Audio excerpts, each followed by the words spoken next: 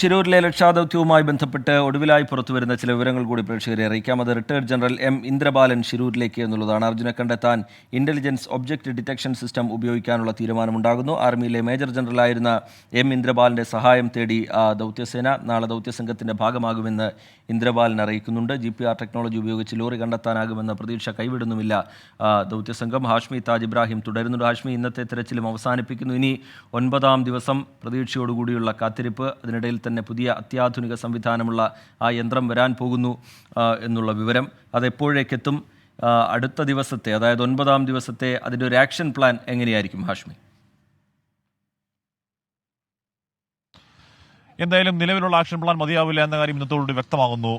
റിജിത്ത്, പുതിയ ആശയങ്ങൾ പരീക്ഷിക്കണം, പുതിയ രീതികൾ നോക്കണം, അതിനുള്ള ആലോചനകൾ ഉണ്ടാകണം, വിദഗ്ധർ വന്ന് കാണണം, വിദഗ്ധരുടെ ഇൻസൈറ്റ്സ് വിഷയത്തിലെടുക്കണം. അല്ലാതെ ഏതെങ്കിലും ഒരു സംഘത്തിന് മാത്രം നോക്കി നിന്നാൽ കഴിയാവുന്നതല്ല ഈ ഗംഗാവാലി പുഴയിലെ പരിശോധന. ഇന്നത്തെ ഒരൊറ്റ ദിവസ പരിശോധനയോട് വ്യക്തമായി. അതിന് കാരണം ഈ പുഴയിലെ കനത്ത അടിയൊഴുക്കാണ്. നേവിയുടെ ഡൈവർമാർ മാത്രം വിചാരിച്ചാൽ നടക്കുന്നതല്ല. അതിന് ഏറ്റവും അത്യാധുനികമായ സാങ്കേതിക സംവിധാനങ്ങൾ ഉണ്ടാവണം എന്ന് പറഞ്ഞാൽ ഏറ്റവും അത്യാധുനികമായ ഇപ്പം നേരത്തെ റീത് പറഞ്ഞ GPR ടെക്നോളജി അടക്കമുള്ള കാര്യങ്ങൾ ഇങ്ങോട്ടേക്ക് വരികയാണ്.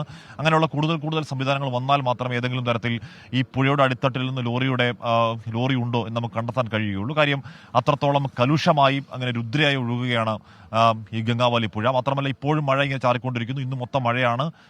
ഈ ദിവസങ്ങളിലൊക്കെ കനത്ത മഴ പെയ്യുമെന്ന് തന്നെയാണ് കാലാവസ്ഥാ പ്രവചനം. അപ്പോൾ അങ്ങനെ മഴ പെയ്യുമ്പോഴേക്കും ഈ പുഴയിലേക്കുള്ള വെള്ളത്തിന്റെ ഒഴുക്ക് വല്ലാതെ കൂടും. സ്വാഭാവികമായും അടിയൊഴുക്ക് കൂടും. ഇത് അഴിമുഖത്തോട് ചേർന്ന പ്രദേശമാണ്. ഗോകർണത്ത് ഇത് കടലിനോട് ചേരുന്ന ഭാഗമാണ്. ആ അടിയൊഴുക്കും ആഴവും വല്ലാതെ കൂടും. അപ്പോൾ സ്വാഭാവികമായും ഡൈവർ സംഘത്തിന് ഉള്ള പരിമിതി ഇന്ന് അവിടെ വ്യക്തമാവുകയാണ്. മാത്രമല്ല സോണാർ സംവിധാനങ്ങളുടെ കൂടി പരിമിതി ഇന്ന് വ്യക്തമാവുകയാണ്.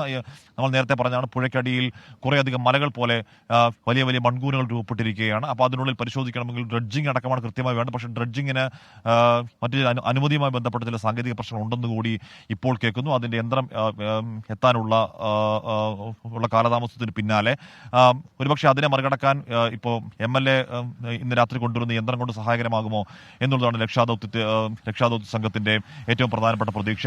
ഇന്നിപ്പോൾ അല്പസമയം മുൻപാണ് മുക്കത്ത് എന്നൊരു സംഘം ഇങ്ങോട്ടേക്ക് വന്നിരുന്നു. റിജിത്ത്, മുക്കത്തെ അവിടുത്തെ എന്റെ മുക്കം കൂട്ടായ്മ എന്ന ഒരു കൂട്ടായ്മയായിരുന്നു അത്. അവർ ഡൈവർമാരാണ്. എന്ന് പറഞ്ഞാൽ ഇത്തരത്തിൽ പുഴയിലൊക്കെ ഇറങ്ങി പരിശോധിക്കുന്ന രക്ഷാദൗത്യത്തിനൊക്കെ പോകുന്ന വളരെ എക്സ്പെർട്ടായ സംഘമായിരുന്നു. അവർ രാവിലെ തന്നെ അവരുടെ എല്ലാവിധ ഉപകരണങ്ങളും ഒക്കെ വന്നിരുന്നു. ഡിങ്കി ബോട്ടുകളടക്കം അവരുടെ രക്ഷാ ജാക്കറ്റുകളും ഓക്സിജൻ സിലിണ്ടറും അടക്കം അവർ വന്നിരുന്നു.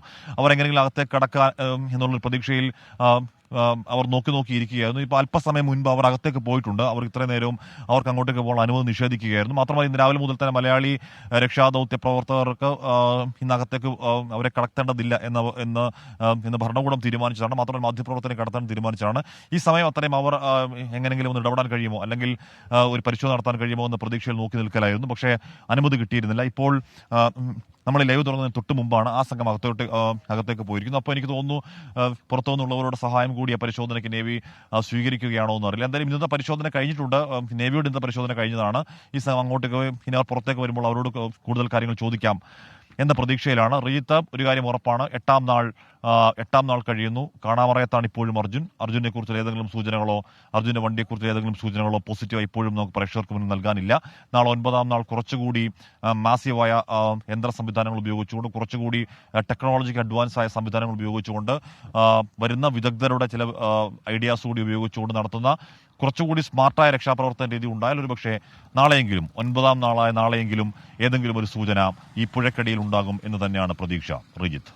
ശരി, ഹാഷ്മി താജ് ഇബ്രാഹിം അവിടെ നിന്നുള്ള വിവരങ്ങൾ പങ്കുവയ്ക്കുകയായിരുന്നു. എന്തായാലും ഇന്നത്തെ ദൗത്യം അവസാനിപ്പിച്ചിരിക്കുകയാണ്. നാളെ ദൗത്യം വീണ്ടും തുടരും. നാളെ രാവിലെ മുതൽ തന്നെ ദൗത്യം തുടരും എന്നാണ് ദൗത്യസംഘം അറിയിക്കുന്നത്. നിലവിലെ സംവിധാനങ്ങൾ കൊണ്ട് അത്രയും വെല്ലുവിളി അവിടെ നിലനിൽക്കുന്നതിനാൽ തന്നെ നിലവിലെ സംവിധാനം കൊണ്ട് തിരച്ചിൽ വിജയത്തിലേക്ക് എത്താൻ കഴിയില്ല എന്ന് ഏതാണ്ട് ഉറപ്പിക്കുന്നു. അതുകൊണ്ട് തന്നെ കൂടുതൽ സാങ്കേതിക സംവിധാനങ്ങൾ, കൂടുതൽ സാധ്യതകൾ പരീക്ഷിക്കാനുള്ള ശ്രമം ദൗത്യസംഘത്തിൻ്റെ ഭാഗത്തു നിന്ന് ഉണ്ടാവുകയാണ്. എന്തായാലും ഇപ്പോഴും കാണാമറയത്ത് തന്നെ തുടരുകയാണ് അർജുൻ.